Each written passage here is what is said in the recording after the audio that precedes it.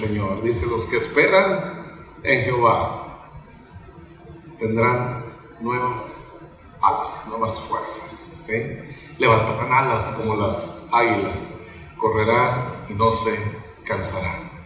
Así que disfrutemos, hermanos, de estar en la casa del Señor y de todos los beneficios que Él tiene para nosotros en esta mañana. Amén.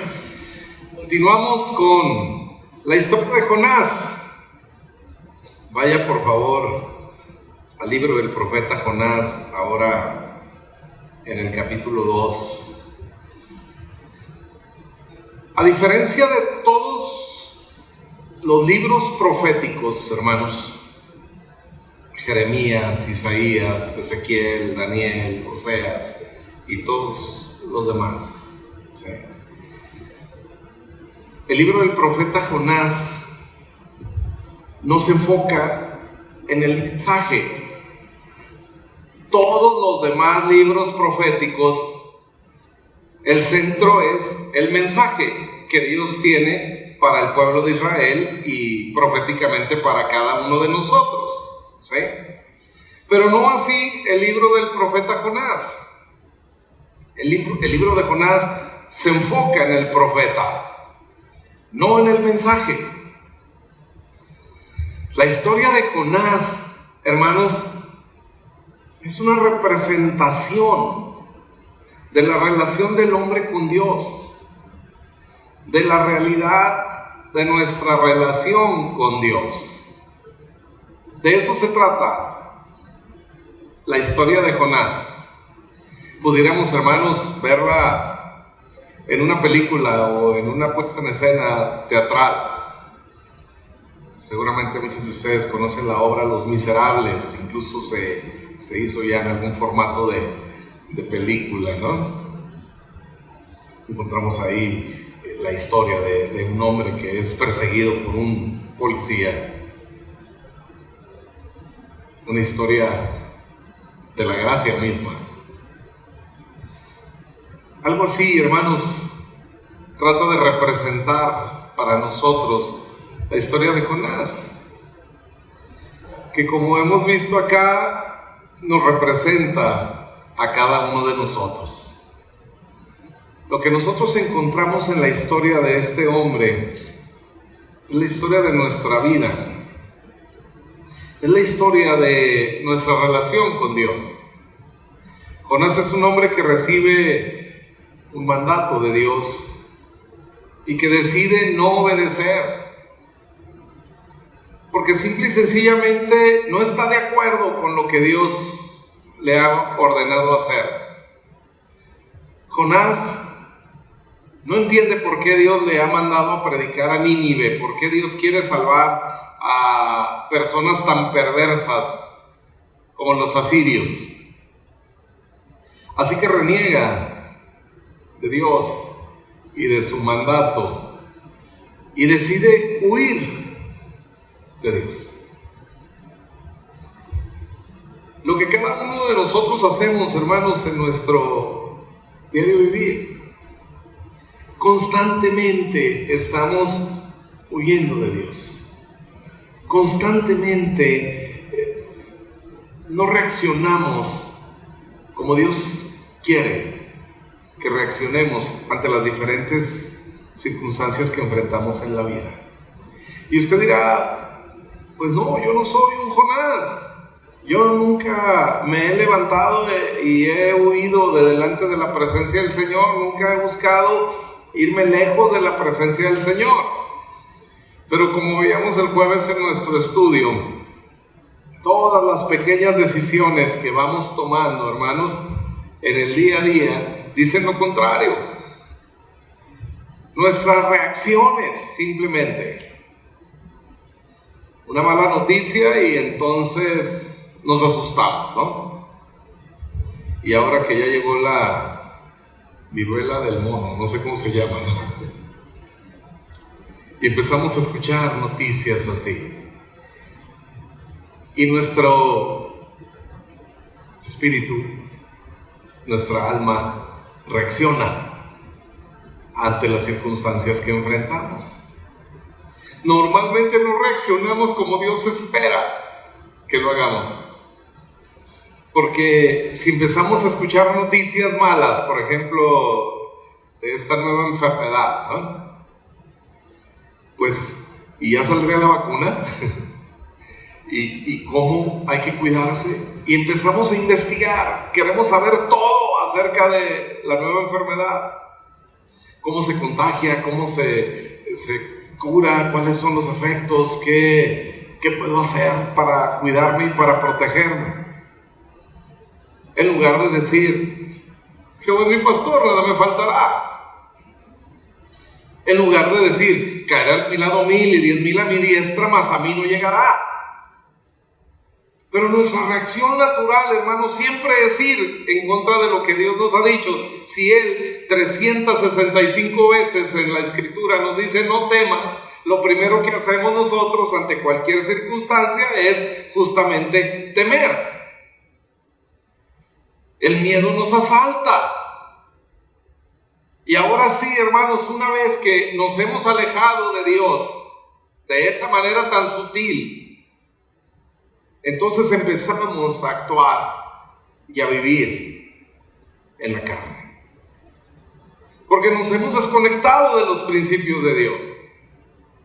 Porque de entrada nuestra reacción, hermanos, no es en fe.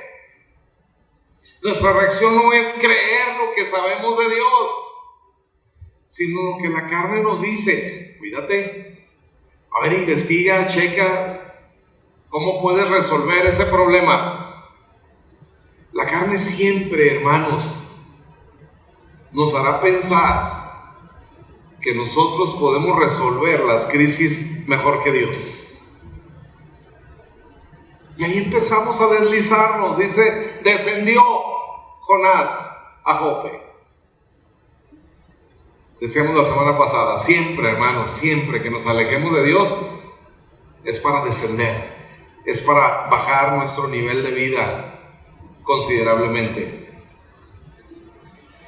La historia sigue. Jonás toma ese barco en dirección opuesta al lugar al que Dios le ha mandado. Y entonces toma un boleto a Tarsis. Dios hace levantar un fuerte viento que crea una tormenta. El barco en el que Jonás va está a punto de sucumbir. Y los marineros tratan de volver al puerto, tiran la carga que llevaban, buscando aligerar y tratar de salir del problema. Empiezan a clamar a sus dioses, evidentemente eran todos ellos paganos, es decir, creían en sus propios dioses. Empiezan a clamar y nada sucede. Encuentran allá en el fondo del barco a Jonás, porque cuando nos retiramos de Dios, hermanos, nuestra vida va a ir a lo más profundo. Y si usted piensa, cuando está lejos de Dios, que ya ha tocado fondo, piénselo 2 veces, porque aún hay algo más para descender. Porque Jonás dice, pues ya, ¿no? Descendí a Jope, me subo al barco, pero me voy a lo más profundo del barco. Aquí Dios no me va a encontrar.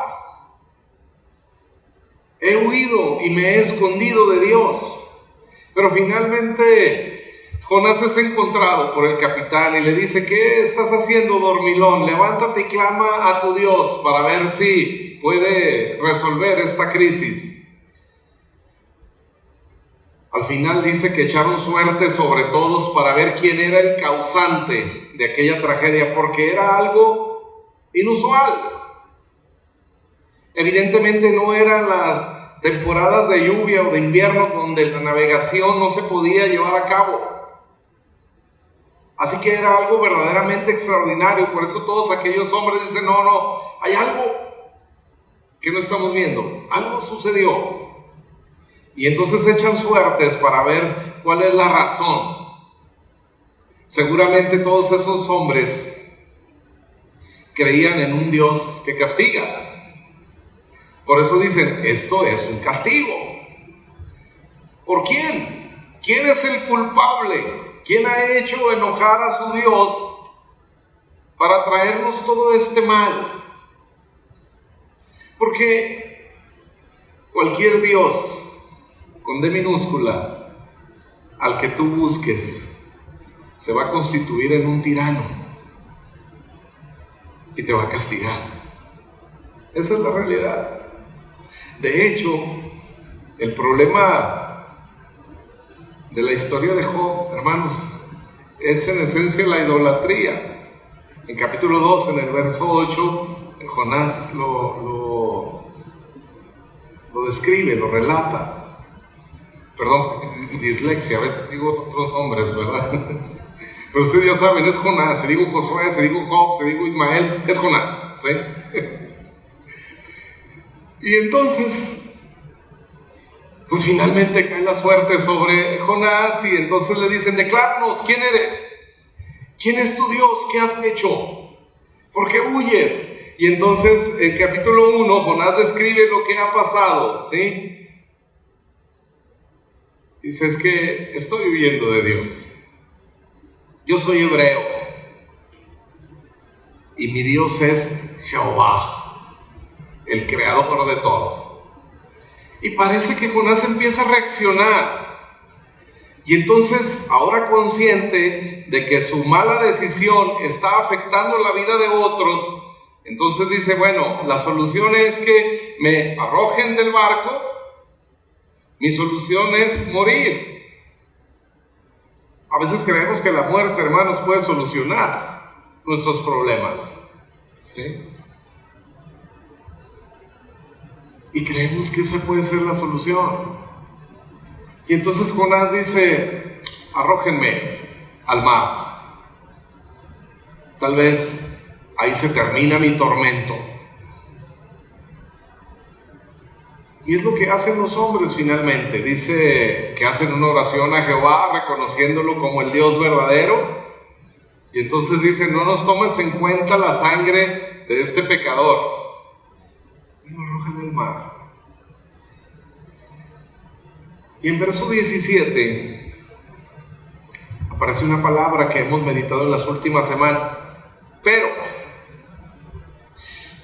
trate de entender, trate de imaginar la escena. Jonás dice, con mi muerte se resuelve el problema. Jonás, como Elías y como muchos otros, pensaron morir o quisieron morir, pensando que con eso se resolvía el problema, ¿no? Así que Jonás está pensando en su muerte. Jonás está pensando en pagar el precio por su castigo. Él se atrevió a desobedecer a Dios, a renegar de Dios. Y ahora dice, este castigo es por mi causa. No tienen por qué morir todos estos. Así que simple y sencillamente arrójenme al mar. Y entonces aparece esta palabra acá, hermanos, en el verso 17. Pero Jehová tenía otros planes. Y lo que nosotros, hermanos, a la luz de la historia, tal vez hemos visto siempre como el castigo de Dios a un hombre rebelde. Dios hace levantar un fuerte viento y se levanta una tempestad que azota contra la barca que está a punto de hundirse. Eso es lo que nosotros estamos viendo. Pero lo que esta historia, hermanos, a la luz del Evangelio nos muestra es la intervención de Dios directa, buscando salvarnos, buscando el bien para Jonás. Y mientras él está pensando en terminar con su vida, Dios, hermanos, tiene un plan maravilloso para él.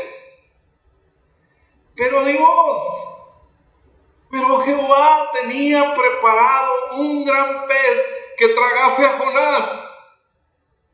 Y usted dirá, pues otro castigo, ¿no? Hermanos, es muy probable que este pez haya sido único. Todos tenemos la idea de una ballena, ¿no? Porque es el pez más grande que conocemos, pero si revisamos ahí el intestino y lo demás del pez, de la ballena, nos daremos cuenta de que sería imposible. Yo recuerdo hace 40 y tantos años, siendo un párvulo como nuestros niños que acaban de ir a su clase, haber coloreado también hojitas con la historia de Jonás, ¿sí? Y recuerdo la imagen de un gran pez y un muñequito que pegamos ahí de rodillas, casi creo que una lámpara ahí de noche, ¿verdad? De rodillas orando dentro del vientre del pez. Así lo imaginábamos nosotros, ¿no? Pero no es así. De hecho, hermanos, la experiencia de Jonás es terrorífica. Dios preparó este gran pez para que tragase a Jonás, pero no para matarlo. Dios preparó este gran pez para que salvara a Jonás. Jonás quería morir. Jonás quería que si él se sacrificaba, entonces ya todo iba a estar bien. Jonás, hermanos, es una especie de Judas que decide pagar por su pecado. Así que dice, me arrojan al mar y aquí me quedo, aquí muero y se acabó todo, pero Dios, que interviene siempre, hermanos, a nuestro favor. Así que seguramente había un espacio que Dios había diseñado en aquel pez para que cupiera perfectamente Jonás, para que tuviese aire y pudiera seguir respirando. Dios diseñó todo, y lo que a los ojos de la historia, hermanos, o en la primera revelación que nos da la historia, sería un castigo, es en realidad la salvación, es en realidad la misericordia de Dios. Entonces capítulo 2 dice, entonces oró Jonás a Jehová su Dios desde el vientre del pez y dijo, invoqué en mi angustia a Jehová y él me oyó. Desde el seno del Seol clamé y mi voz oíste. Me echaste a lo profundo, en medio de los mares, y me rodeó la corriente. Todas tus ondas y tus olas pasaron sobre mí. Entonces dije, desechado soy de delante de tus ojos, mas aún veré tu santo templo. Las aguas me rodearon hasta el alma, rodeóme el abismo. El alga se enredó en mi cabeza, descendí a los cimientos de los montes, la tierra echó sus cerrojos sobre mí para siempre. Mas tú sacaste mi vida de la sepultura, oh Jehová, Dios mío. Cuando mi alma desfallecía en mí, me acordé de Jehová, y mi oración llegó hasta ti en tu santo templo. Esta es la oración que hace Jonás, ya en el vientre del pez, enredado ahí, hermanos, en todo lo que antes el pez había comido. Era algo verdaderamente terrorífico. Y en esa angustia dice, invoqué a Jehová, el Dios del pacto. Invoqué a Jehová y él me oyó. Y cuando estaba a punto de desfallecer, Señor, tú me libraste. Tú me rescataste. Y pareciera, hermanos, que este hombre ha cambiado. Pareciera que este hombre ha entendido finalmente el plan de Dios. Pareciera incluso que lo ha aceptado. Porque vemos a un Dios bondadoso, vemos a un Dios actuando a su favor. Ante la oración de Jonás, que dice: cuando desfallecí, cuando sentí angustia, Señor, vine a ti. Cualquiera de nosotros diría: no, este hombre ya entendió la lección, ¿verdad? Pero recuerde que Jonás nos está representando a ti y a mí. ¿Cuándo nosotros, hermanos, hemos entendido verdaderamente una lección? Nunca. ¿Cuántas veces hemos dicho: Señor, no lo vuelvo a hacer, solo rescátame de esta? Señor, ahora sí, mira, ya no, te prometo que no vuelvo a ver esto, no vuelvo a ir aquí, no lo vuelvo a decir, no lo vuelvo a hacer. Y hemos orado así como Jonás, al punto de desfallecer.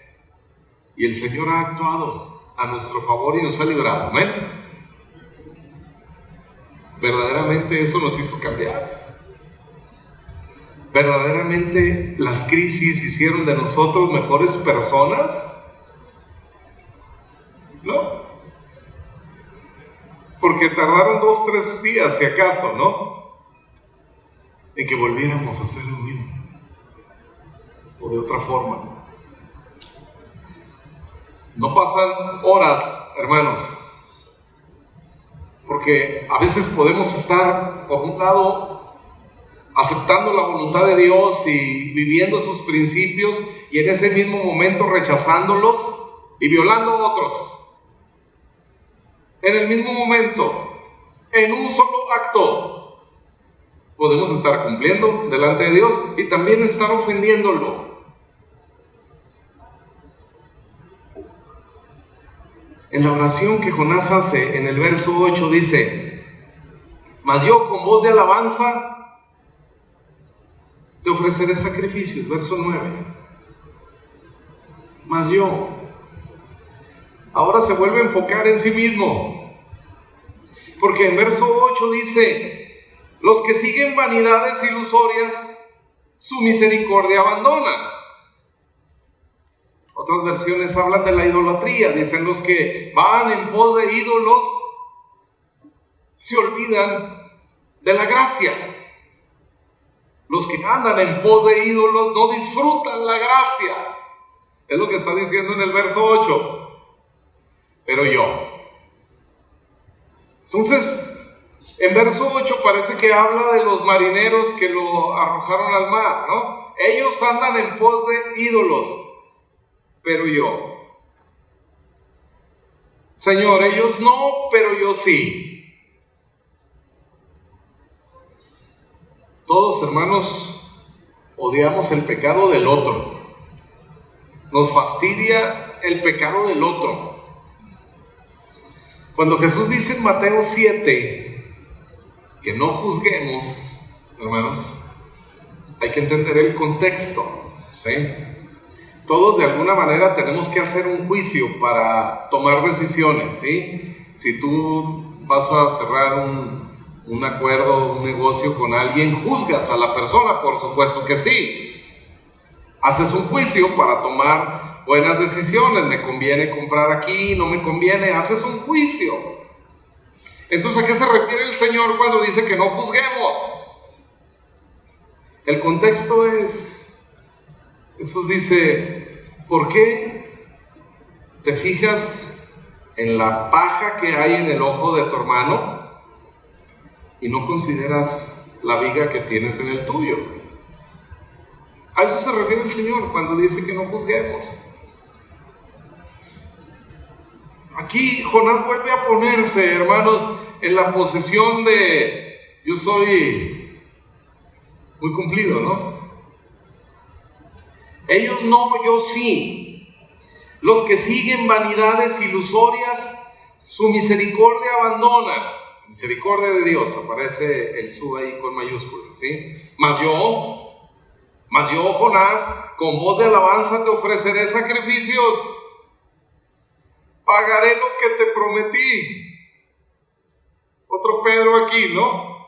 Señor, no, yo no te voy a abandonar, yo no me voy a escandalizar de ti. Yo iré contigo, Señor, si es posible y si es necesario, a la cárcel y aún a la muerte.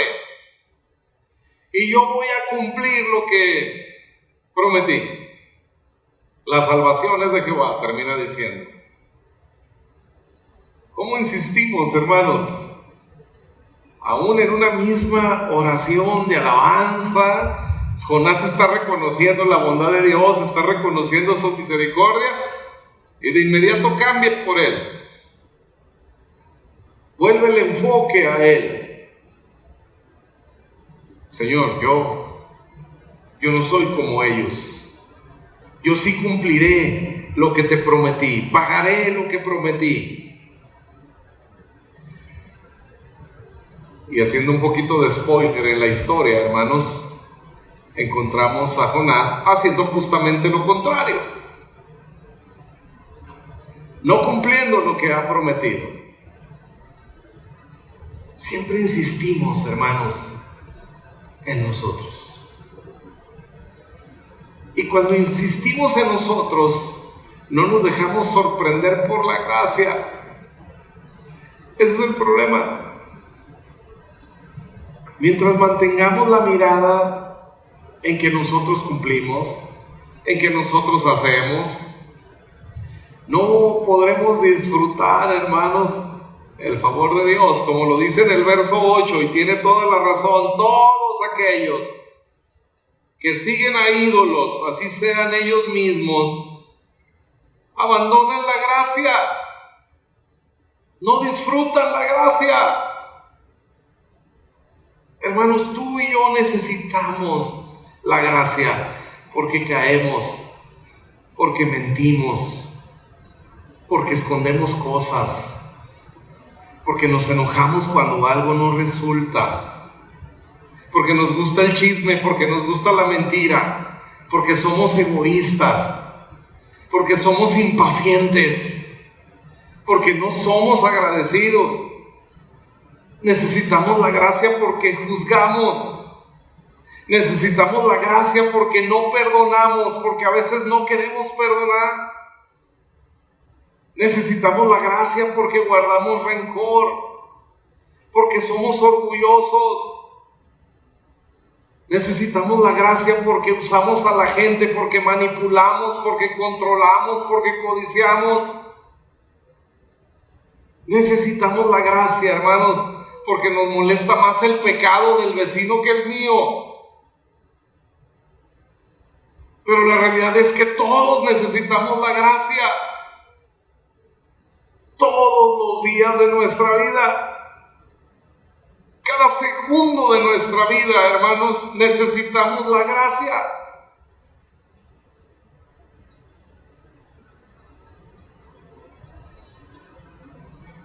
Si usted supiera lo que Dios sabe de mí, y si yo supiera lo que Dios sabe de usted, usted no vendría y yo no lo dejaría entrar, ¿verdad? Esa es la realidad. Hermanos, si yo supiera lo que Dios sabe de mí, no lo que yo creo de mí, porque nos ponemos máscaras hasta delante de nosotros, ¿no? No lo que yo creo, no lo que yo quisiera hacer, no lo que otros creen de mí, sino lo que verdaderamente soy. Entonces verdaderamente podría rendirme delante del Señor. Verdaderamente, hermanos, podría venir delante del Señor y disfrutar de su gracia, disfrutar de su bondad. Cuando pensamos en la salvación, preguntaron a Martín Lutero, ¿qué aportamos nosotros en la salvación? ¿Cuál es nuestra parte? Y Martín Lutero dijo, el pecado y la resistencia. Es todo. Eso es lo que tú y yo aportamos. Hay dos maneras de huir de la gracia, hay dos maneras de huir de Dios. Uno, rompiendo la ley, y la otra, cumpliendo la ley. Son las dos maneras en las que huimos, hermanos, de la gracia. Jesucristo nos contó en aquella historia paralela en los evangelios, a través de una de sus parábolas, cuando nos habla del hijo pródigo. Es un hombre muy rico, uno de sus hijos, el menor, viene y le dice: Padre, dame la parte de la herencia que me corresponde. Es decir, para mí ya has muerto, ¿no? Dame la parte de la herencia que me corresponde. El padre toma lo que pide aquel muchacho y se lo entrega. Y entonces va y dice que gastó toda la herencia viviendo disipadamente. Cuando el hijo pródigo regresa a casa, movido por el hambre, dice: ¿cuántos jornaleros en la casa de mi padre tienen abundancia de pan y yo aquí perezco de hambre? Este joven, hermanos, este hijo que conocemos como hijo pródigo, realmente lo mueve el estómago, no el corazón, no los sentimientos. No dice: mi padre, ¿cómo lo extraño? Seguramente mi padre me extraña también. Ya terminé con esto, me voy a volver a la casa de mi papá. No le interesa el padre, sino saciar su hambre. Esto haré: me levantaré, iré a la casa de mi padre y le diré: Padre, he pecado contra el cielo y contra ti, ya no soy digno de ser llamado tu hijo, hazme uno de tus jornaleros. Es decir, lo único que quiero es trabajo para comer, intentando salvarse a sí mismo.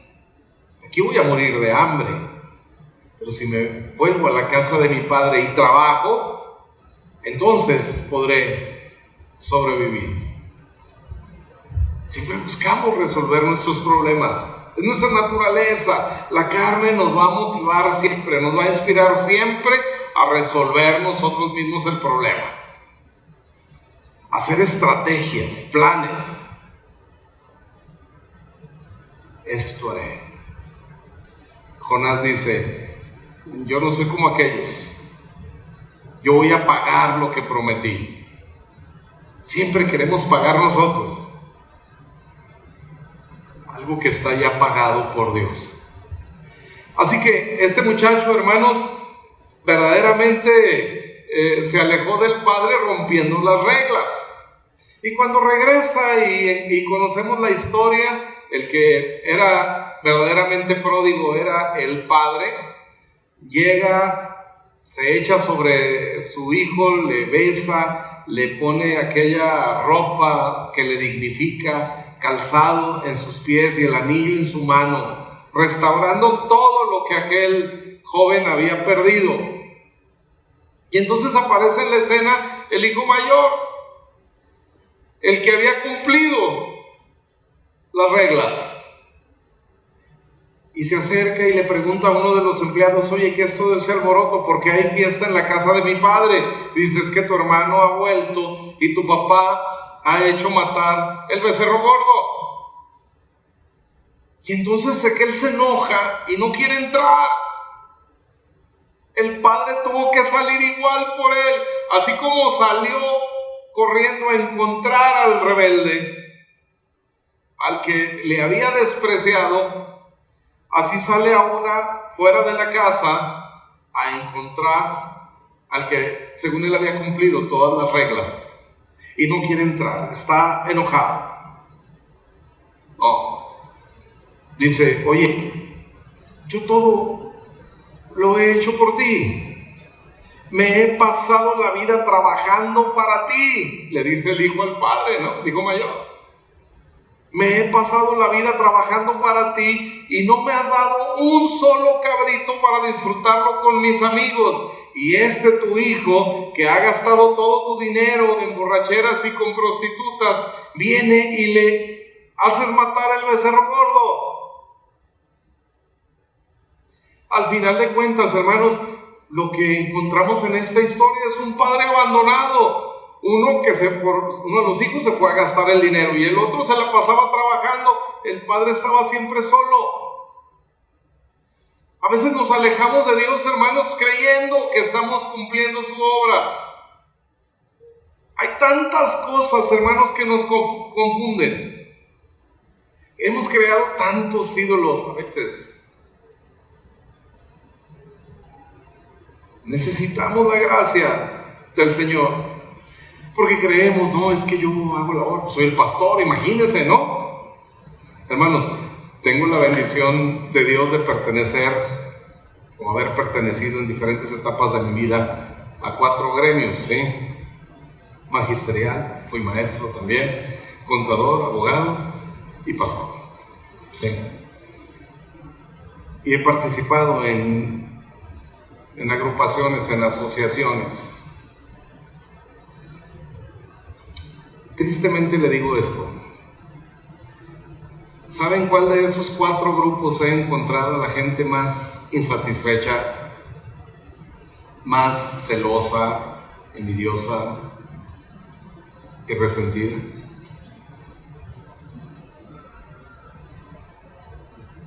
Ahí donde usted está pensando. Qué lamentable, ¿no? Qué lamentable. Cuando deberíamos de ser los que más nos apoyamos, los que más celebramos. Oye, tu iglesia, vi que se llenó. Gloria a Dios, felicidades. No, algo más va a estar haciendo. Oye, ¿no? Deberíamos de ser los más felices, ¿no? No lo somos. Increíblemente no lo somos, hermanos. Y qué lamentable. Porque no nos damos cuenta, hermanos, que el amor de Dios es unilateral. ¿Cómo respondió Dios a la rebeldía de Jonás? Con su bondad y con su amor. Así es como Dios responde, hermanos, a nuestra rebeldía. La respuesta de Dios a la rebeldía de Jonás es el rescate. Pero Dios, mientras Jonás había decidido morir, échenme al mar, arrójenme al mar y déjenme ahí, vuelvan o sigan su camino. Déjenme morir acá. Ahí vemos a Jonás aportando lo necesario para la salvación, para el rescate. Pecado y rebeldía. Ya arrójenme ahí, ¿no? Pero Dios, ¿sabe, hermanos? ¿Cuál es la única condición que debemos cumplir para ser salvos? No merecerlo. No merecerlo. Y esa condición, hermanos amados, la cumplimos todos. Con Dios, solo el enfermo es sanado. Solo el desgraciado recibe gracia. Solo el pecador recibe perdón. Con Dios, hermanos, solo el perdido es encontrado, solo el ciego ve, solo el muerto resucita. Por eso la gracia es admirable. Por eso la gracia, hermanos, trastorna nuestra manera de pensar, trastorna nuestra lógica. Porque el único requisito es no merecerlo. Es cuando nos vemos, hermanos, en realidad como somos. Y la historia de Jonás nos permite a ti y a mí hoy vernos tal cual somos. Tal vez nos habíamos pasado la vida juzgando a Jonás, ¿verdad? Ay, mira, no quiso ir a predicar, ¿sí? No quiso, como decimos nosotros, no quiso ir a la iglesia, no quiso ir acá, ¿no? Y juzgamos a Jonás. Y mira, por eso Dios lo castigó. Cuando en realidad, hermanos, lo único que vemos de Dios es su intervención bondadosa, piadosa. Pero el Señor había preparado un gran pez. ¿Sí? En nuestros tiempos pudo ser un submarino, ¿no? ¿Sí? Cualquier cosa. Dios había preparado, Dios tiene preparado, hermanos, el plan de rescate para nosotros. Pero necesitamos ver en realidad cómo somos para entonces poder ver quién es Dios y cuánto nos ama. Por eso Juan dice, nosotros le amamos a Él porque Él nos amó primero. Pero no vamos a poder experimentar, hermanos, el amor de Dios hasta que entendamos cuán perdidos estamos. Hasta que podamos entender cuánto hemos ofendido a Dios. Desde nuestra posición, como la que Jonás tiene en esta oración, Señor, yo te he cumplido todo. Desde nuestra posición, hermanos, cuando lamentablemente en el contexto del cristianismo en este tiempo se nos invita a pactar con Dios. Dios, yo te prometo esto si tú aquello, ¿no? Ya no más falta que nos hagan pagar mandas, o cómo le llaman eso, ¿no? Porque eso es lo que en realidad invitan a la gente a hacer, ¿no? Haz un compromiso con Dios, pacta con Dios, prométele a Dios esto para que entonces Dios haga lo que le estás pidiendo, lo que tú necesitas. Ese es el sistema de las religiones paganas que se ha infiltrado lamentablemente en las iglesias cristianas. No, hermanos, amamos a Dios porque Él nos amó primero. Pero necesitamos ver nuestra realidad, nuestra condición delante de Dios. ¿Quién soy yo en realidad? No lo que quiero ser, sino quién verdaderamente soy. Dios quiere que veamos, hermanos, su respuesta a nuestro favor. Dios nos responde como nadie. Como nadie. Absolutamente nadie, hermanos, nos va a comprender como Dios. Hace 30 años que empezaron en la iglesia cristiana aquellas famosas reuniones de matrimonios, ¿no? Los que tenemos ese tiempo en el cristianismo, ubicamos bien ese momento. Y empezó a entrar psicología, más que Biblia. Íbamos a pláticas para matrimonios y nos daban pura psicología. De ese tiempo para acá, hermanos, el divorcio entre cristianos se disparó. Porque entró la psicología. ¿No? Que mira, que hay que cerrar ciclos y que si quieres que te perdone, pues sí ve, pero dile todo, ¿no? Porque si no, ¿qué te va a perdonar? Nadie nos va a ver, hermanos, como Dios nos ve. Nadie va a responder jamás como Dios responde a nuestra vida.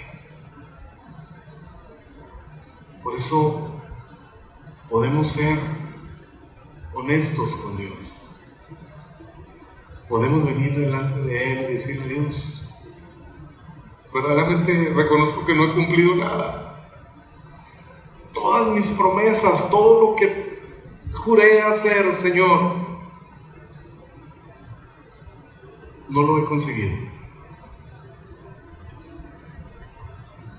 Pero Dios, la realidad, hermanos, de esta maravillosa oración que Jonás hace dentro del pez es una representación de un profeta que Dios habría de enviar después como un Salvador. Esta oración de Jonás, cuando dice: invoqué en mi angustia a Jehová y me oyó, desde el seno del Seol clamé y mi voz oíste.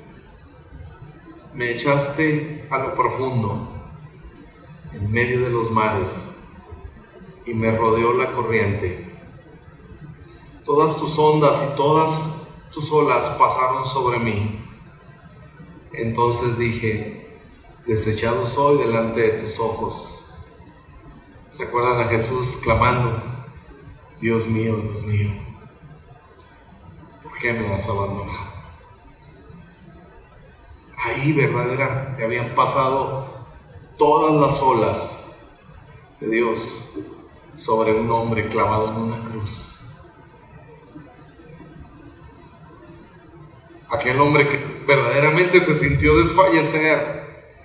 Entonces dije, desechado soy de delante de tus ojos, mas aún veré tu santo templo. Las aguas me rodearon hasta el alma. ¿Se acuerdan cuando Jesús invita a sus discípulos a orar con él y le dice, angustiado estoy hasta la muerte?